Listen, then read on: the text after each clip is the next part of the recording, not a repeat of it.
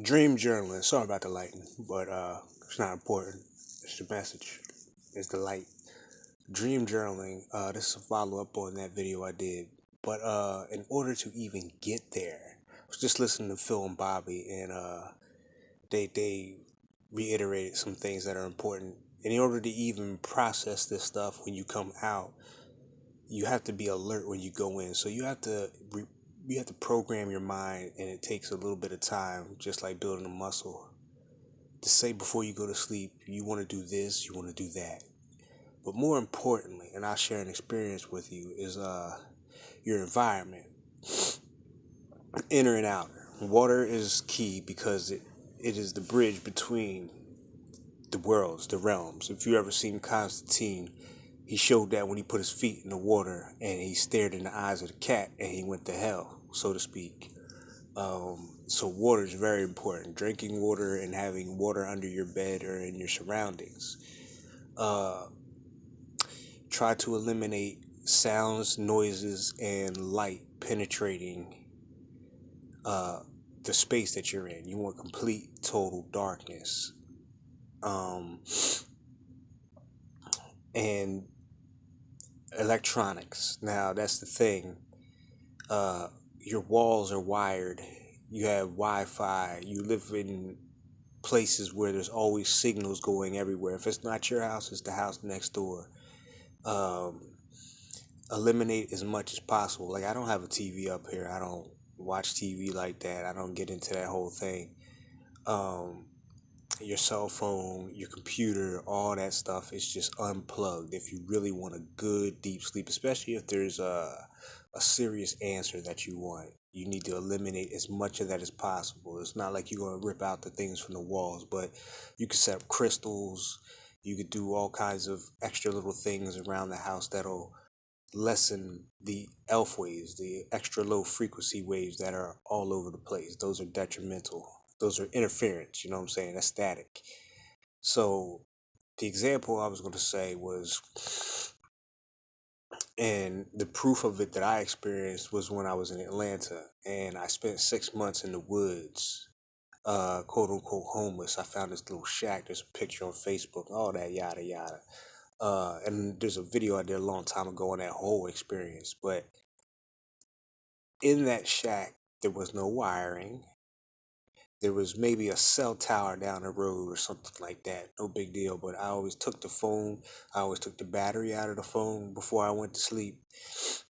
And there was nothing out there but nature. And I had black all over the tent that I was in. You know what I'm saying? I had made this tent. So light really didn't get in. And the dreams that I used to have out there were bananas. I mean, bananas. And I wish I had recorded back then, but the experiences you'll never forget. The one in particular was I woke up and the same beat up shack that I was in the other realm was like a speakeasy for the spirit world. And I was on the top floor, and if you look down, there was a party going on. I mean, in the spirit realm, they get it in. I've been to many parties in the spirit realm, and it's always just jumping. It's just music and people just getting it in. Well, I don't want to say people, spirits, beings, just getting it in. And on the top floor where I was, behind me, there were 7 seats, I believe 5 to 7 seats. And each one of those seats was a deity. And I didn't know these deities at that time like I do now. And one in particular introduced himself to me. He had a mask on. Now, the masks that the any culture used to wear, there's a lot of meaning behind that, because those things hide the hideous stuff behind that'll drive you crazy if you really saw what was really going on behind there. You know what I'm saying? It's pure chaos, would drive you crazy. um but this one particular deity had a mask on, and all you saw out of his head were these little braids, these little twisties, you know what I'm saying? And he introduced himself as Soot. SOT, soot, like the stuff from the candle or anything that you burn, it leaves that soot. Like if you burn the candle near the ceiling, that black, that soot, right? That's what that is. That's where you get shit. That's where you get set. But I met this being before I even knew who this being was. It wasn't until later when I started really getting into it. and watching Bobby Hemmett that I realized that I had met this powerful being in my dreams.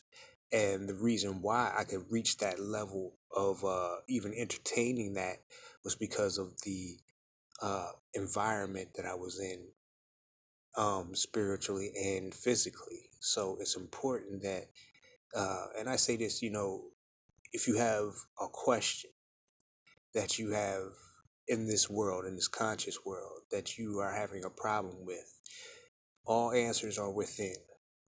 Every answer, every little clue you need will come to you if you ask it to. All you have to do is talk to yourself.